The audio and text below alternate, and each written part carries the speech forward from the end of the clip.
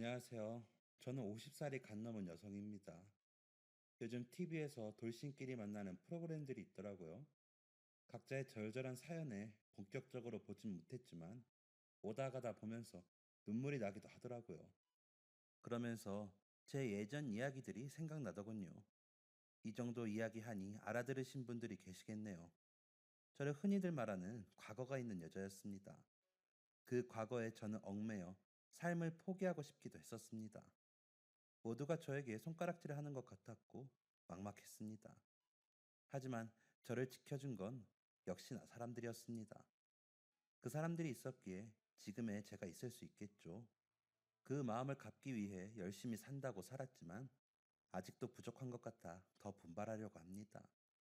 그러고 나면 시간이 더 지난 어느 때쯤에는 이제 그만 마음의 짐을 내려놓을 때가 되었다 알게 될까요? 도대체 이 여자가 어떤 사연이기에 일어나 싶으시죠? 지금부터 저의 이야기를 시작해 보겠습니다. 들으시고 잘 살았다고 칭찬 한 번만 부탁드립니다. 그 사람을 만난 건 20살 때였습니다. 고등학교 졸업하고 처음으로 가진 친구들 모임에서 서로 첫눈에 반해 정말 불같은 연애를 했습니다. 우리는 어렸고 두려울 것이 없었습니다. 게다가 그 남자는 저의 지역에서도 나름 잘 산다는 축에 끼는 집안이었는데 남자는 그 부분을 내세우며 내가 희명이 너 책임진다니까. 우리 엄마도 언제든지 며느리 볼 생각 있다고 하셨어. 라고 말하고는 했습니다. 그런 남자의 말에 저는 설렜습니다. 20살밖에 되지도 않았던 여자애가 왜 책임진다는 그 말에 설렜는지 지금도 이해가 되지 않지만 그냥 그 남자가 한 말이라 좋기도 했던 것 같습니다. 그 남자가 숨만 쉬어도 좋았으니까요. 같이 밥 먹을 때도 좋았고 차를 마실 때도 좋았습니다.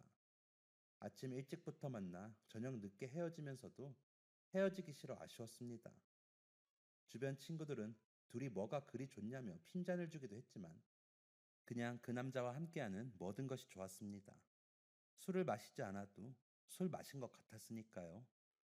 그러다 남자는 저를 정말로 자신의 어머니에게 소개를 시켰습니다. 홀어머니의 외아들이었음에도 저에게 거리낌 없이 대해주시는 어머니도 좋았습니다. 갈 때마다 맛있는 음식도 해주시고 가끔 용돈도 주시면서 우리 태영이랑 사이좋게 지내. 진짜 이대로 날 잡아도 좋고 아직 너무 어려서 희명이 부모님이 싫어하시려나? 내가 주책이지? 우리 태영이밖에 없으니까 내가 외로웠는데 희명이 같이 예쁜이가 놀러 오니까 좋아서 그래. 라고 하시기도 했습니다. 그러면서 저에게 예쁜이라고 부르시곤 하셨죠. 제가 잘 먹는 음식은 많이 하셔서 싸주시기도 하셨습니다.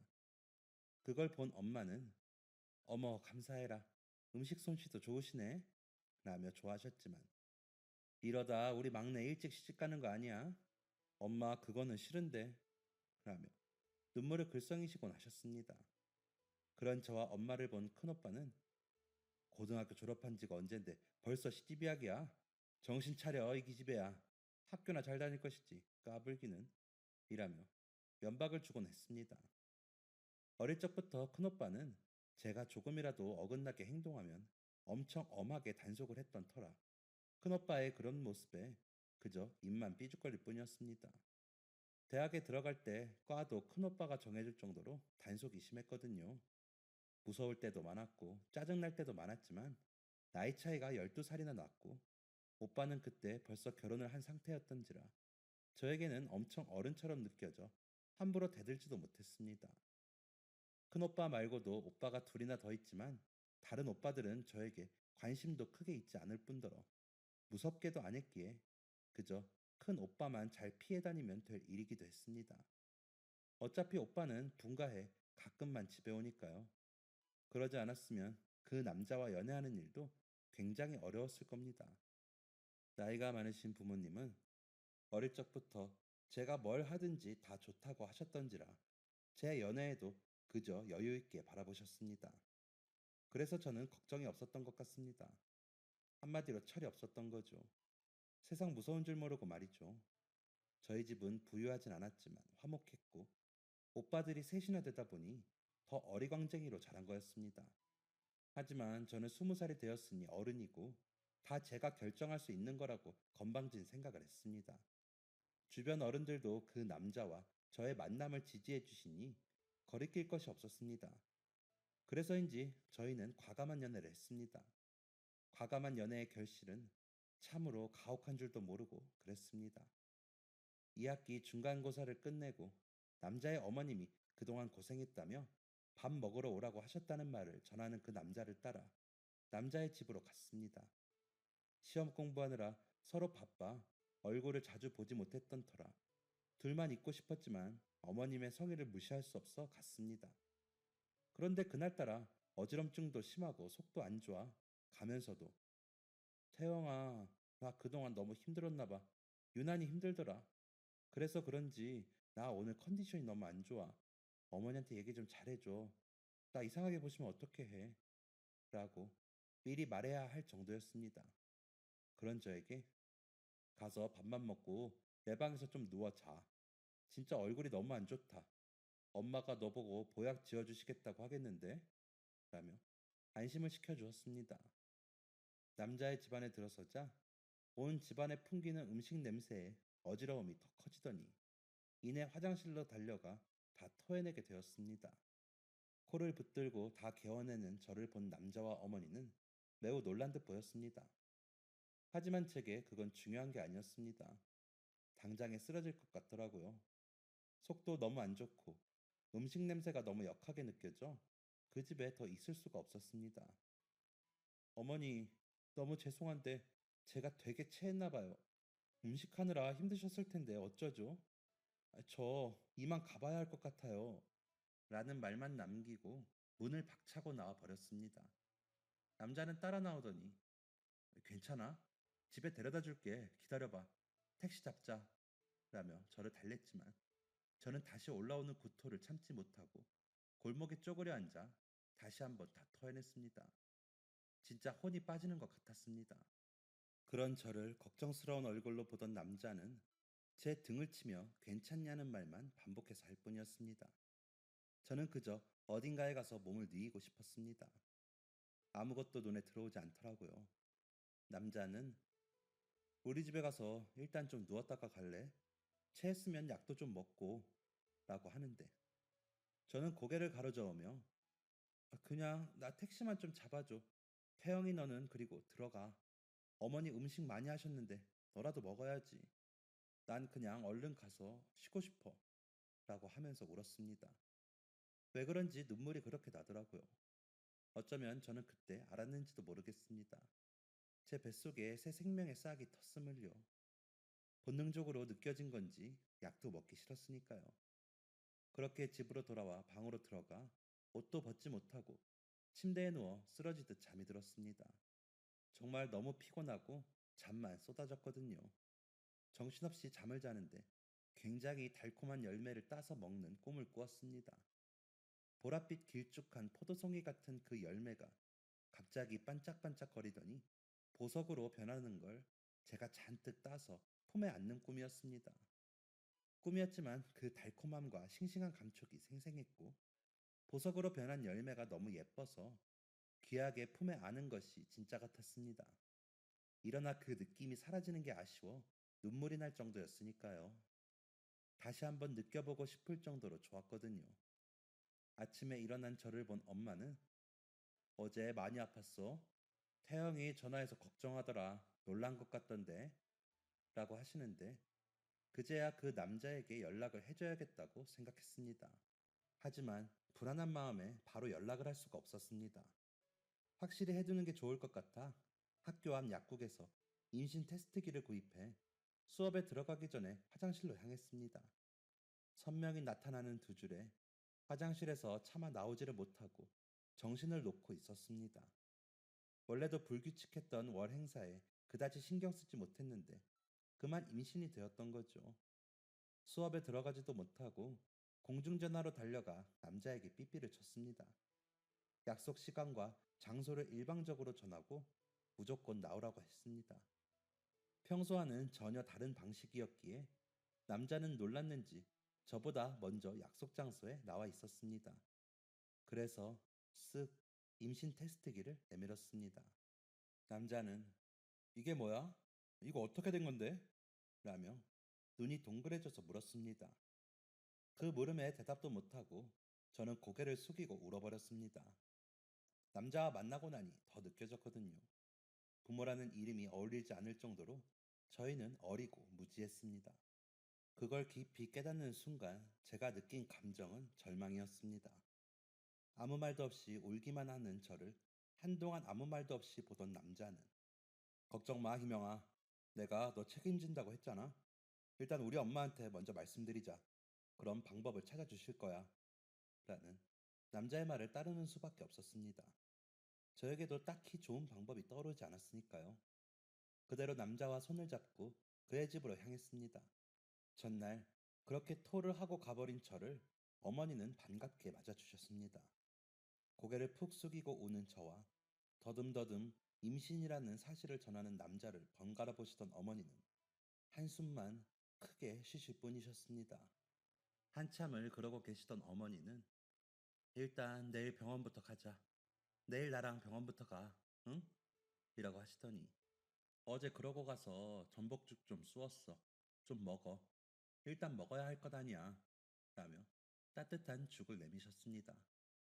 훌쩍거리며 울던 저는 어머니가 내미시는 죽을 겨우 몇 숟가락 먹고 또 울었습니다. 앞으로가 두려웠거든요. 뭘 어떻게 해야 하는 건지 하나도 생각이 나질 않았습니다. 그런 제 손을 꼭 잡고 어머니도 같이 우셨습니다. 어머니도 막막하셨겠죠. 다음날 어머니를 만나 산부인과로 향했습니다. 검진을 기다리는 동안 머리가 어지럽고 속이 울렁거렸지만 쿵쾅거리면서 뛰는 심장을 부여잡는 게 더 힘들었습니다. 순서가 되어 검진을 받으러 들어가면서도 제발 테스트기가 잘못된 것이길 바랐습니다. 하지만 제 심장보다도 더 쿵쾅거리는 아이의 심장 소리가 들렸습니다. 의사 선생님은 같이 오신 분이 어머니세요? 임신입니다. 주수로 15주 정도 되었네요. 축하드려요. 라며 웃으시더라고요. 머릿속이 아수라장이 되었습니다. 웃어야 할지 울어야 할지 모르겠는데 아이의 심장 소리가 너무 또렷이 제게 박히더라고요. 그런 제 손을 잡으신 어머니는 눈가에 눈물이 맺히신 채로 화면에서 눈을 못 떼시더라고요. 임산부 수첩을 받고 초음파 사진을 받아 병원을 나서는데 다리가 후들거렸습니다. 제가 넘어질 것 같았는지 어머니가 얼른 제 손을 잡아주시더라고요. 그렇게 어머니를 의지한 채 남자의 집으로 갔습니다. 집에서 기다리고 있던 남자는 저와 어머니를 보자 달려와 뭐래? 병원에서 뭐래? 라며 묻는데 그런 남자를 보자니 또 눈물이 나더라고요. 그 자리에 서서 울면서 초음파 사진을 내밀었죠. 남자는 어디가 아기인 거야? 라며 한참을 보더니 희명아, 어쨌든 우리 사랑의 결실이잖아. 조금 빨리 찾아오긴 했지만 우리 이 아이 낳아서 키우자. 결혼도 하고 엄마랑 이야기했는데 너가 휴학하고 아기 낳고 몸조리하면 엄마가 아이 키워주신대. 우리는 원래대로 학교 다니고 라며 저를 안아주더라고요. 엉엉 울어 머리가 울려 아프면서도 남자가 하는 말에 안심이 됐습니다. 아이를 낳아 기를 수 있는 방법이 있다는 말에 마음이 놓였는지도 모르겠습니다. 그래서 고개를 끄덕이며 울었습니다. 그런 저희를 본 어머니는 그래, 내가 할머니니까 해야지. 어쩌겠니? 일단 부모님께 말씀드리고 한번 뵙자고 해. 라고 하시더라고요. 그렇게 집에 들어갔는데 큰오빠가 집에 와 있더라고요. 대뜸 저를 보더니 너 일찍 안 다닐래? 언제까지 그렇게 철이 없을래? 세상 무서운 줄 모르고 라고 인상을 쓰더라고요. 그런 오빠가 무서워 방으로 도망가면서 내가 애인가? 오빠는 괜히 라며 말대꾸를 하고는 문을 닫았습니다. 남자와 어머니에게는 집에 말하기로 약속하고 왔는데 큰오빠 때문에 도저히 그날 말을 못하겠더라고요. 그렇게 눈치만 보다 시간은 흘렀습니다. 점점 살이 찌고 배가 나오는데 그걸 감추고 학교 생활을 하자니 힘들긴 했지만 아이가 있다는 생각에 버틸 수 있었습니다. 어떤 아이일까 생각하면 웃음이 났습니다. 남자는 그런 제 마음을 헤아리기라도 하는 듯이 저를 위해 배려하느라 바빴습니다. 부모님께 임신 사실을 말하지 못하는 저를 좀 답답해하긴 했지만 기다릴 수 있다며 말해주곤 했죠. 병원에서는 24주가 넘자 이리저리 검사할 게 많다며 다음 검진 때도 아빠랑 꼭 같이 오라고 당부하셨습니다. 검진을 받고 나오며 이제는 정말 부모님께 말해야 한다고 다짐을 하고는 집으로 돌아왔습니다. 일부러 묶어놓았던 복대도 하지 않고 집으로 들어갔습니다. TV를 보시던 엄마와 아빠는 저를 보시더니 눈이 동그래지시더니 너 배가 왜? 라며 물으시더라고요. 아무 대답도 못하고 울면서 서 있는 저를 거실에 앉히시더니 너 설마? 라며 채근하셨습니다. 산모 수첩을 꺼내는 저를 보신 엄마는 이놈의 계집애가 정말? 이라며 제 어깨를 마구 때리셨습니다. 저는 배를 감싸 안고 울기만 했죠. 아빠는 한참을 망연자실해 계시더니 그놈한테 연락해서 오라고 해. 뭐라고 하는지 드러나 보자. 라고 하시더니 방으로 들어가셨습니다. 엄마는 태영이 집에서도 아니? 도대체 이렇게 될 때까지 왜 말을 안 했어? 너 이러고 학교를 다닌 거야? 라며 물으시기에 이번 학기 끝내고 휴학할 거야. 아이 낳으면 어머니가 키워주신댔어. 라며 울었습니다. 그러자 아이고 퍽도 너 나이가 몇 살인데 애를 낳아 이 등신아 라며 가슴을 치시더라고요. 엄마의 그런 반응을 예상하긴 했지만 그래도 서운했습니다. 왜 남자의 어머니처럼 우리 둘 사이의 결실인 이 아이를 받아들여주지 않는지 원망스럽기도 했고요. 어떻게든 아이를 지켜야 한다는 생각에 배를 감싸 안고 엄마로부터 지키려고 애를 썼습니다. 오빠들은 다행인지 늦게 들어와 그 난리를 보진 못했습니다. 그렇게 한바탕 난리가 난 집은 밤이 늦어져서야 잠잠해졌습니다. 일단 집에 말씀은 드렸지만 이제 남자가 집으로 찾아오고 부모님들을 만나게 하는 순서가 남았었습니다. 이렇게 시집을 가게 되는 게 부모님께 죄송했지만 사랑의 책임이라 생각했습니다. 이런 방법이 최선이라고 생각했습니다. 다음날 아침 남자에게 전화를 걸었지만 받지 않더군요. 남자 방에 전화가 따로 놓여 있어 그 시간에는 전화를 받는데 받지 않더라고요. 부모님께 인사를 시켜야 했으므로 마음이 급해 어머님이 계시는 거실 전화로도 전화를 해봤지만 전화를 받지 않았습니다. 무슨 일이 있나 싶었지만 통화가 안 되니 제 마음만 타들어갈 뿐이었습니다. 일단 학교에 가서 휴학계를 내기로 한 날이라 학교를 향했습니다. 휴학계를 내고 학교 공중전화에서 남자에게 다시 전화를 해봤지만 받지 않았습니다. 어머니에게도 연락해봤지만 통화가 안 됐습니다. 남자의 집으로 가기 위해 택시를 탔습니다. 남자의 집 앞에 내려 벨을 눌렀지만 아무도 나오지 않았습니다. 그쯤 되니 무슨 일이 생긴 건가 싶어 걱정이 되었습니다. 그렇게 남자의 집 앞에서 발을 동동거리고 있는데 남자가 피곤한 얼굴로 나타났습니다. 왔어? 엄마 여행 가셔서 안 계시는데 라며 웃더군요. 그래서 어디 갔다가 와? 연락이 안 돼서 놀랐잖아 라며 인상을 썼더니 친구들하고 술 좀 마셨어. 요즘 일이 많았잖아. 스트레스 좀 풀려고 라며 답하더군요. 그 말을 듣는 순간 너무 섭섭했습니다. 우리 집은 난리가 났고 우리 부모님은 잠도 못 주무시고 나는 휴학계를 내고 왔는데 책임지겠다던 사람들은 술을 마시고 여행을 가다니요. 집에 이야기했어. 아빠가 와서 이야기하라셔. 그러고 나서 부모님 만나는 자리 만들어야 할 거 아니야. 나 오늘 휴학계도 내고 왔어. 라며 더 인상을 쓰며 말했습니다. 그러자 남자는 갑자기 정색을 하더니 근데 왜 인상을 쓰고 이야기하냐? 너 임신한 게 내 책임만 있냐? 내가 너를 억지로 그런 것도 아니고 책임진다고 했잖아. 너만 힘들어? 나도 힘들어. 이 나이에 애 아빠가 되게 생겼는데 나라고 뭐 룰루랄라 좋겠어? 일단 집에 가서 기다려. 내가 연락할게. 엄마 여행 끝내고 오시면 갈 테니까 기다려. 라며 화를 내더니 집으로 들어가 버렸습니다. 길거리에 버려진 것 같은 기분이 들어 남자를 따라 들어갈까 싶었지만 남자는 벨을 눌러도 문을 열어주지 않았습니다. 갑자기 세상이 더 깜깜하게 느껴졌습니다. 남자의 태도가 그동안과 너무나 달라졌기에 불안하고 무서워졌습니다. 그리고 한 달 동안 남자는 연락이 힘들었습니다. 겨우 통화가 되어 검진받으러 병원 앞으로 오기로 약속을 했음에도 나타나지 않았습니다. 어머니도 내가 요즘 큰일 앞두고 정신이 없네. 주변 사람들에게도 내가 은근 귀띔을 하려면 이리저리 만날 사람도 많고, 부모님 뵙는 거는 일단 내가 다시 연락할 때까지 기다려. 응? 이라며 황급히 전화를 끊기 일쑤였습니다. 배는 점점 불러오고 남자는 나타나지 않자 저희 집에서는 더 난리가 났습니다. 엄마는 도대체 그놈이랑 연락은 되는 거니? 왜 안 와? 아니면 내가 그 집으로 갈까? 너희 오빠들도 다 알게 생겼어. 어쩔 거야? 너희 둘째 오빠는 여자 데리고 온다는데 너배는 점점 더 불러오는데 그놈은 언제 나타나니? 응? 이라며 채근을 하셨습니다. 너무 무서웠습니다.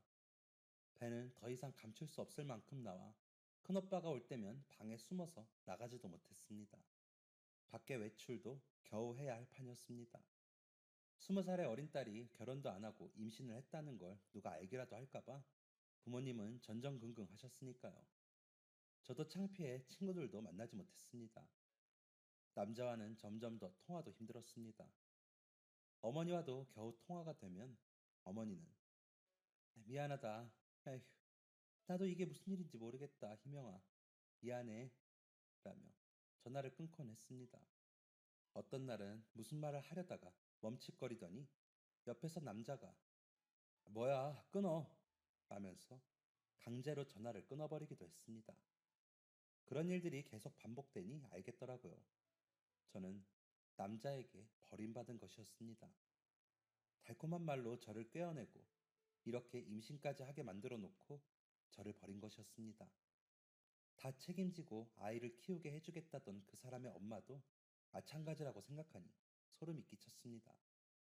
그런 생각이 들고 나니 그냥 앉아서 그 남자의 연락을 기다리고만 있을 수가 없었습니다. 남자와 그의 어머니를 만나야 했습니다.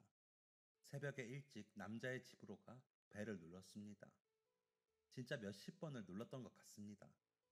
그 남자의 어머니가 나오더니 희명아, 너가 답답한 거 내가 왜 모르겠니? 그런데 사람 인연은 억지로 잊지 못하는 거야. 이거 가지고 가서 아이 낳고 아이는 입양을 보내든지 해라. 너도 너 인생이 있는데 미련하게 아이 키운다고 고생하지 말고 아니면 내가 알아봐 줄까? 너희 부모님께는 죄송한데 너희 부모님도 너가 저지른 일에 약간 책임지셔야지. 우리 그렇게 마무리하자. 태영이가 도저히 안 되겠나 봐. 그걸 내가 억지로 잡아 끈다고 될 일도 아니고 라면서 대문 안으로 들어가려 했습니다. 그런 어머니를 붙들고 어머니, 태영이 한 번만 만나게 해주세요. 어머니 제 배 좀 보세요. 아들이래요. 어머니도 아들 원하셨잖아요. 어머니 왜 이러세요? 이제 와서 애를 어떻게 해요? 어머니 제발 이러지 마세요. 라며 빌었습니다. 그래도 돌아보지 않는 어머니 다리를 붙들고 무릎까지 꿇고 빌었습니다. 그런데도 어머니는 그 돈이면 아이 낳고도 새 출발할 때 힘들지 않을 거야. 그리고 희명아, 너도 네 인생 생각해. 미련하게 굴지 말고. 라더니 제 손을 뿌리치고 들어가 버렸습니다. 돈 봉투를 끌어안고 그 집 앞에서 엉엉 울었지만 남자는 나와보지도 않았습니다.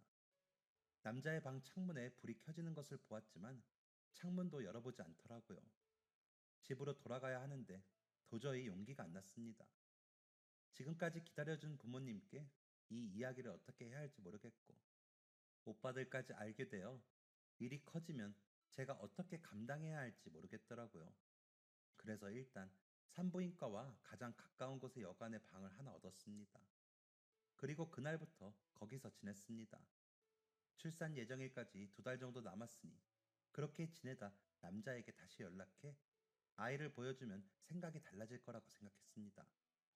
지금은 혼란스러워 그럴 수 있지만 막상 태어난 아이를 보면 다시 전처럼 다정한 사람으로 돌아올 거라고 생각했습니다. 아마 집은 난리가 났겠죠.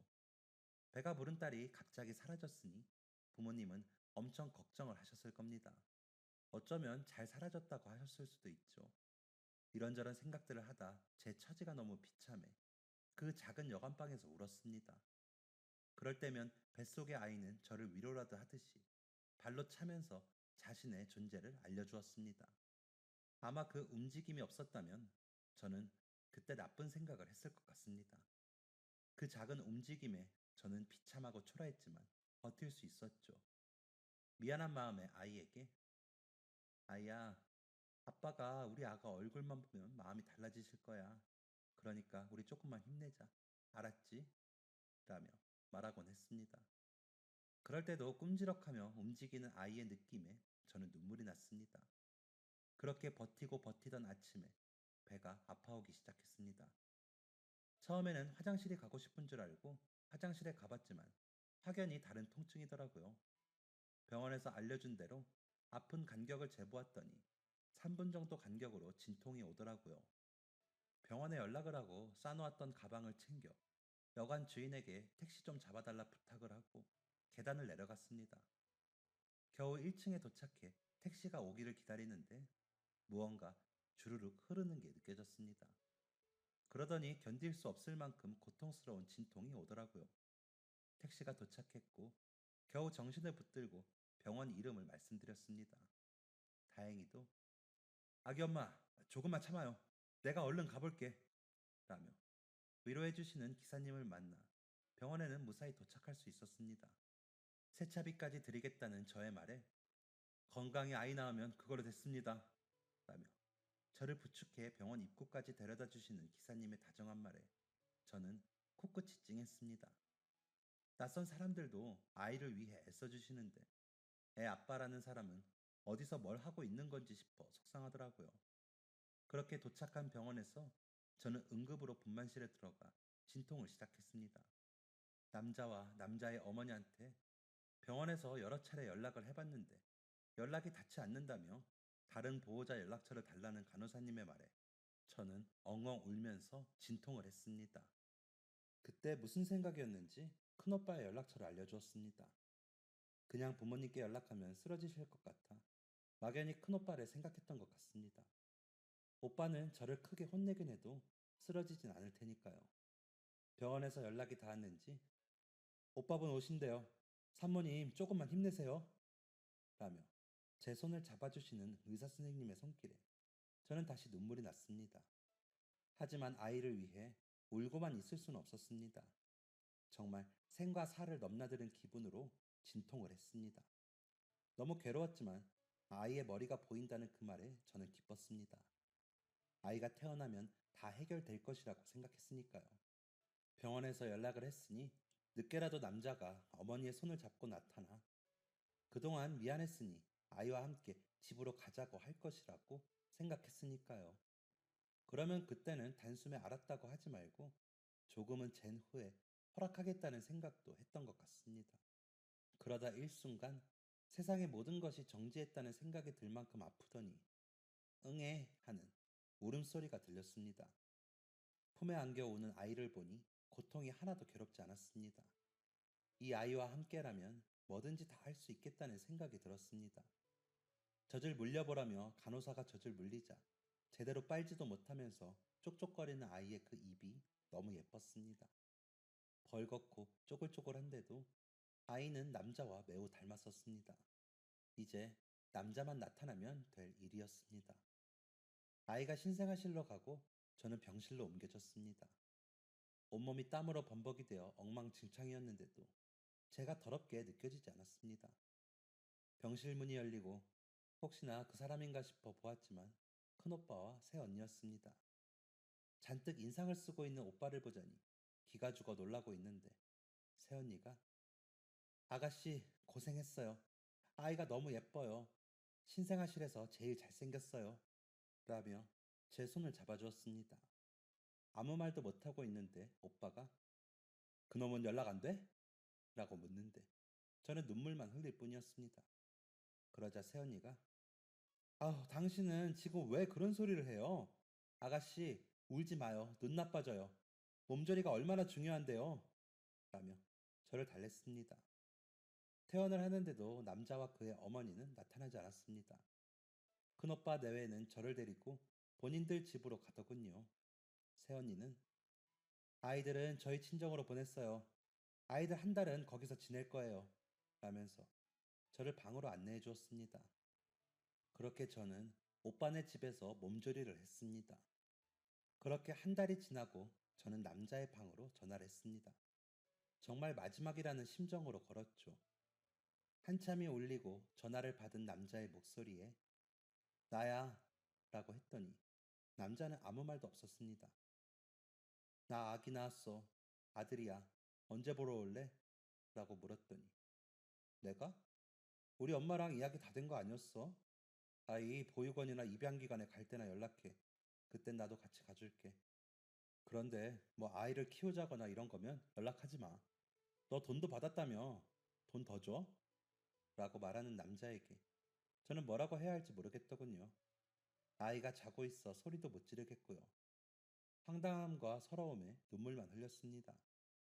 제가 훌쩍이자 남자는 야, 그만 울어. 생각해보고 입양 보낼 거면 엄마한테 연락해. 너도 이제 그만 정신 차려. 라며 전화를 끊었습니다. 아이만 태어나면 다 해결될 거라고 생각했던 저는 망치로 머리를 세게 맞은 것 같았습니다. 아이와 저는 그대로 버림받은 것이었습니다. 그런 아이를 남자의 말처럼 버릴 수도 없었습니다. 아이에게 그것만은 절대 할 수가 없었습니다. 전화를 끊고 아이를 안고 울고 있는데 새언니가 방으로 들어오더니 아가씨 밥 먹어요 얼른 이라며 저를 끌고 나갔습니다.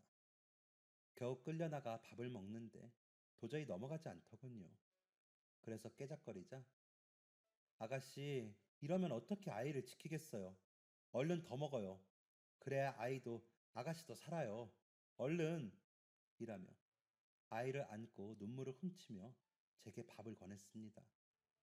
그리고 그날 저녁 퇴근하고 돌아온 오빠는 새언니와 저를 거실에 앉히더니 김영아 잘 들어. 너희 새언니랑 부모님이랑 이야기해봤는데 아이 놓고 너는 집으로 가. 가서 복학도 하고 너 할 일 해. 라고 하는 겁니다. 저는 싫어. 오빠 싫어요. 라며 울었습니다. 우리도 아이들 더 이상 처갓집에 맡길 수 없어. 데리고 와야 해. 애들 보기 전에 너는 가. 애는 우리가 호적에 올리고 우리 자식으로 키울 거야. 너도 봐서 알겠지만 너희 새언니 낳지 않았다고 차별하고 그러지 않을 거야. 너 이제 막 21살인데 어떻게 애를 키우고 살래? 오빠한테 맡기고 너는 너 인생 살아. 아이 본다고 자주 오지도 말고 지금 우리 애들 보듯이 그러고 살아. 너 집으로 가면 어학연수 3개월 다녀오고 돌아와서 복학해. 라는데 저는 아무 말도 못하고 엉엉 울기만 했습니다. 다음날 아침 새언니는 아무 말도 없이 저의 손을 잡고 챙긴 가방을 쥐어주었습니다. 안 가겠다고 버텨봤자 소용이 없다는 걸 안 저는 그저 묵묵히 오빠 집을 나와 집으로 향했습니다. 엄마는 아무 말 없이 저를 안고 우셨습니다. 아이는 한 달 뒤쯤 조카들과 왔습니다. 민호라는 이름이 생겼더군요. 큰 조카는 고모, 민호가 엄마 뱃속에 있었는데 아무도 몰랐대요. 엄마가 갑자기 배가 아파서 우리가 외할머니네 가 있는 동안 태어났대요. 대단하죠? 되게 예뻐요. 라며 동생 자랑을 했습니다. 아이를 안아보고 싶었지만 옆에서 엄마가 제 손을 잡고 놔주지 않아 그러지도 못했습니다. 그렇게 아이는 큰 오빠네 막내 아들로 자랐습니다. 오빠는 전보다 집에 자주 오지 않았습니다. 제가 간다고 하면 오지 말라고 했고요. 가끔 오빠가 데리고 온 아이를 보면 티 없이 잘 자라고 있었습니다. 저는 남자의 어머니에게 받은 돈을 집으로 오기 전에 새언니에게 모두 드렸습니다. 하지만 새언니는 아가씨, 자식 키우는 사람이 남의 돈을 왜 받아요? 이걸로 아가씨 어학연수나 다녀와요. 내 자식은 내가 키워요.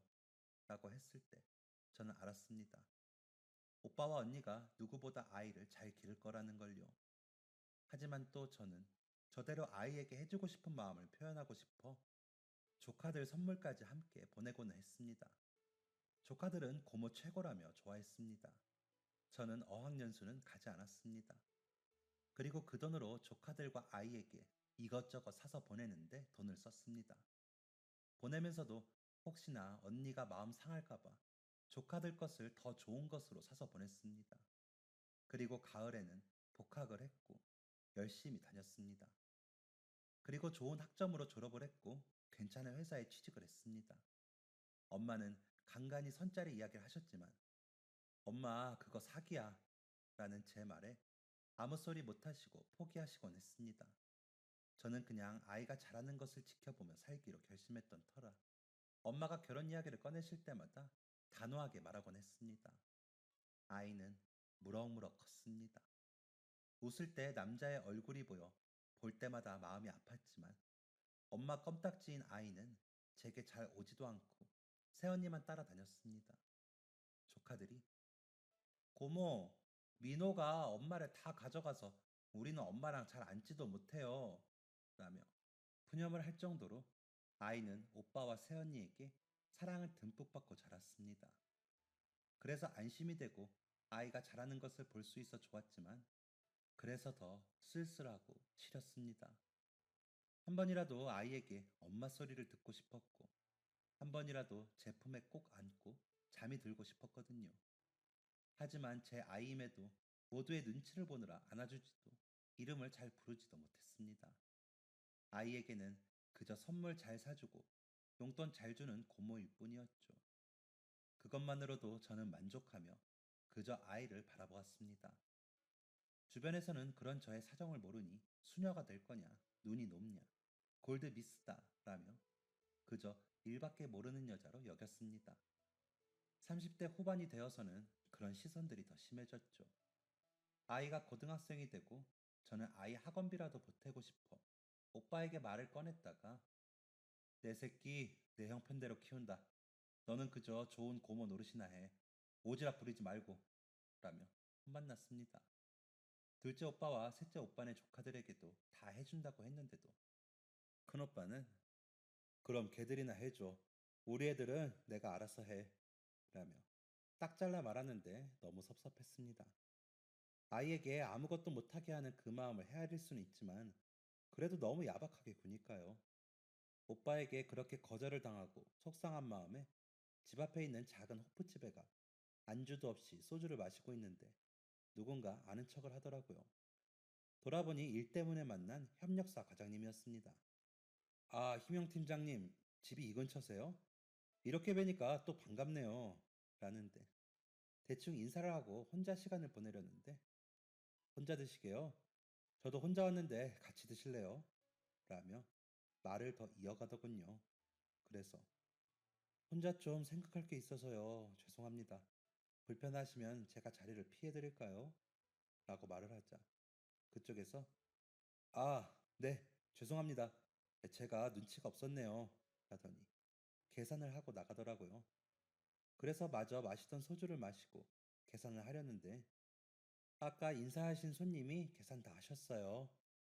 라고 하기에 놀라 따라 나와보니 안 계시더라고요. 그러다 일하면서 만나게 돼 술값 이야기를 했더니 아유, 저희 잘 봐달라고 로비한 겁니다. 라며 웃고 마시더라고요. 근데 그 서글서글함이 편하게 다가왔습니다. 몇 년 전 교통사고로 사별하신 분이라 너무 안타깝다는 다른 직원들의 이야기를 들은 후라 그런지 마음이 쓰이더라고요. 그래서 술값을 갚겠다고 했습니다. 그날 이후 우리는 종종 소주 한잔하는 사이가 되었습니다. 처음엔 일 이야기만 나누었는데 점점 속의 이야기도 나누게 되더군요. 과장님은 아직도 아침에 일어나면 인기척이 없는 게 이상해요. 그 사람이 참 부지런해서 아침 준비를 열심히 해줬었거든요. 저녁도 마찬가지고요. 그렇게 지낸 게 1년도 채 되지 않는데도 아직도 그래요. 그래서 일부러 나와서 술을 마셔요. 집에 있는 게 너무 허전해서요. 라며 쓸쓸히 웃었는데 그 모습이 참 마음 아팠습니다. 그래서 다른 이야기를 해볼까 하다가 제 이야기를 시작했습니다. 한참을 아무 말도 없이 제 이야기만 듣던 과장님은 그래도 팀장님은 아이도 있고 잘하는 걸 볼 수 있었잖아요. 부럽네요. 저는 아이 얼굴도 못 봤어요. 심장 소리만 겨우 들었거든요. 라더니 고개를 숙이고 울기 시작했습니다. 그러더니 팀장님, 우리 서로 비밀 하나씩 안 거예요. 아무한테도 말하지 않기로 약속해요. 라면서 새끼손가락을 내밀더라고요.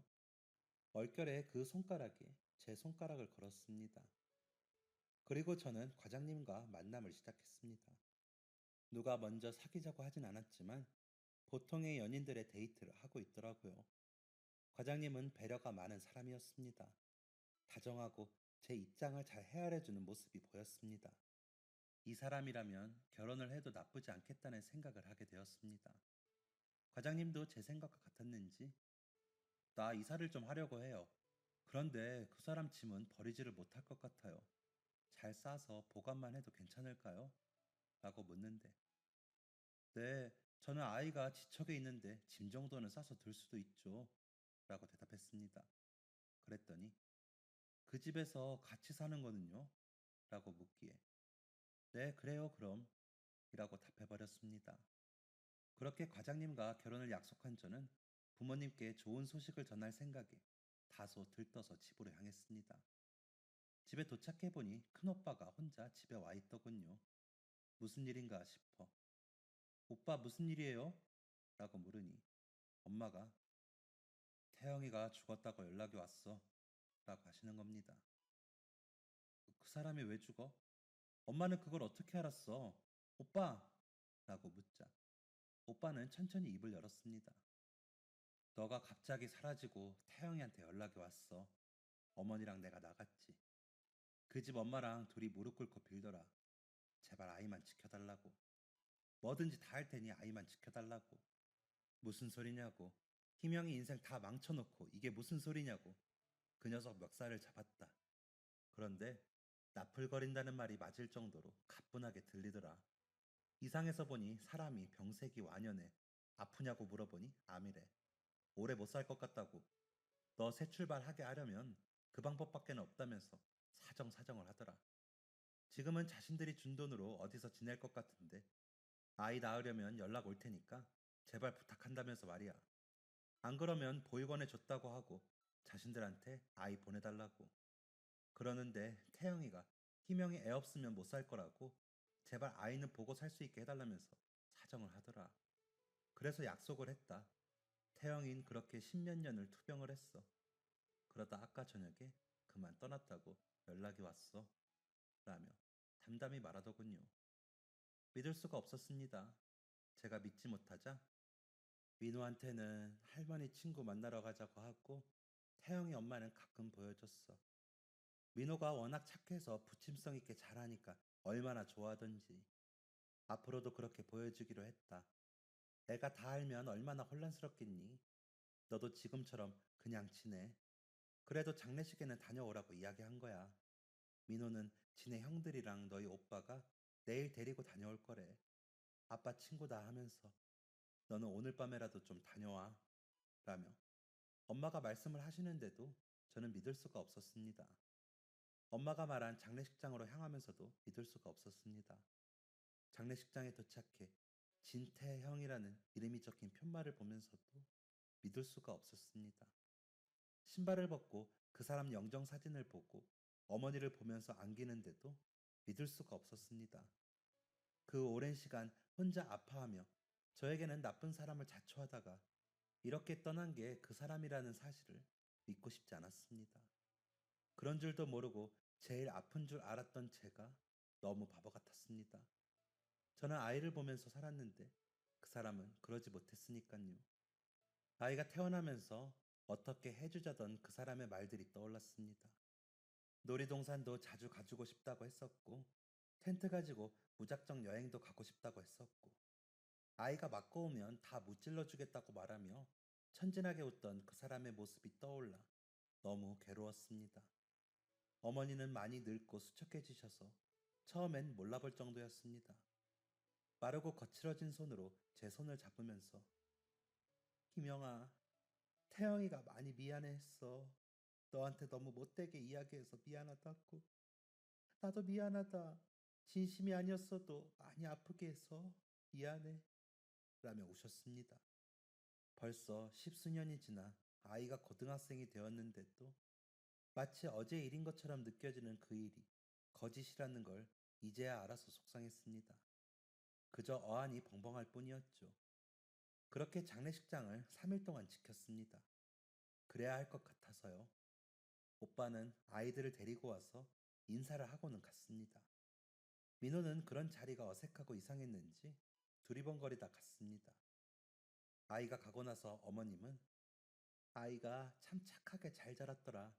희명이 가족분들이 너무 고생하셨지. 미안하다. 우리가 너무 미안해. 라며 그 사람이 저에게 모질게 하던 그 첫 번째 날에 대해 이야기를 꺼내셨습니다. 그때 있잖아. 너가 부모님께 이야기하고 온 날, 그 전날 저녁에 우리가 응급실에 갔다 왔어. 태영이가 쓰러졌거든. 아무래도 암인 것 같다며 검사하고 가라고 해서 검사를 하고 집으로 오는데 너가 보이더라. 문을 두드리는 널 보더니 태영이가 후다닥 나를 골목에 숨기더니 나오지 말라고 하더라. 그러더니 가서 너한테 막 뭐라고 해. 그러더니 너가 울면서 집으로 가는데 나를 다시 데리러 나와서는 태영이가 막 울면서 엄마, 희명이 너무 불쌍해. 어떻게 해? 그러더라고. 그러더니 엄마, 행여나 희명이 붙을 생각하지 마. 나 진짜 암이면 그냥 보내주자 라는데 그 말이 맞지 뭐니. 그래서 그날부터 우리가 나쁜 사람들 되자고 그런 거야. 우리 원망 많이 했지? 혼자 애 낳느라 고생했다. 라고 하고는 우시더라고요. 아마도 그 사람이면 그랬을 것 같더라고요. 그 사람을 원망했던 만큼 미안한 마음에 저도 흑흑거리며 울었습니다. 20살의 제 상처는 그렇게 그 사람과 함께 눈물로 떠나보냈습니다. 그렇게 장례가 끝나고 과장님께 다 말을 했더니 나쁜 사람이 아니어서 너무 다행이네요. 마음 아픈 일이지만 팀장님이 좋은 사람과 인연이었다고 생각하니 다행인 것 같아요. 그래서 민호도 착한가 봐요. 라며 저를 달래주었습니다. 그러더니 과장님은 제게 청혼을 했고 저는 받아들였습니다. 그리고 얼마 뒤 어머니가 병원에 입원하셨다는 소식에 같이 다녀오기도 했습니다. 어머님이 돌아가셨을 때도 같이 가서 장례를 치르는데 돕기도 했고요. 어머님은 모든 재산을 민호와 제 앞으로 남기셨습니다. 아이가 아직 학생일 때라 그 돈은 당분간 건드리지 말자고 오빠가 그러셔서 그러기로 했죠. 그러다 아이가 대학에 합격했다는 소식을 듣고 남편이 그러더군요. 저기 여보, 이제라도 민호를 데려오는 건 어때요? 라고요.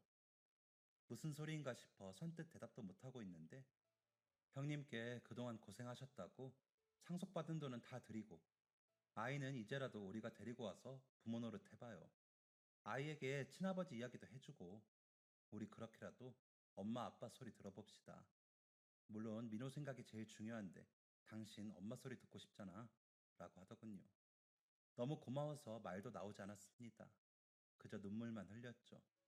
그러더니 남편은 오빠와 며칠 동안 이야기를 한참 주고받았습니다.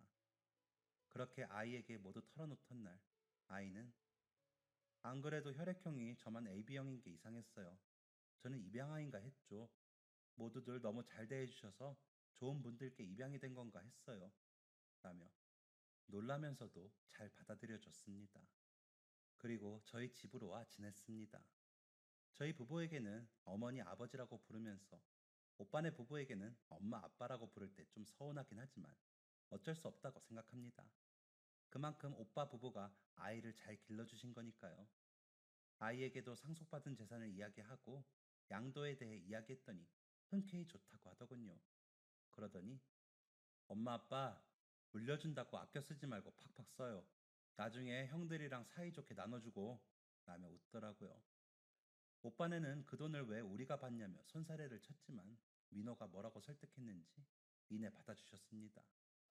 민호가 처음으로 저에게 고모가 아니라 어머니라고 부른 날 화장실로 가 얼마나 울었는지 모릅니다. 민호가 어느덧 30살이 넘어 얼마 전 결혼하고 싶다며 아가씨를 데리고 왔습니다. 오빠네에도 인사를 간다며 다녀왔더라고요. 남편은 아이가 진짜 너무 착하다며 저런 아이 아버지라서 감사하다고 하더라고요. 저 역시 같은 생각입니다. 고마운 아이이죠. 그 사람에게 저런 아이를 남겨주어 감사하다고 하곤 합니다. 가끔 어머니와 나란히 모셔놓은 납골당에 다녀오거든요.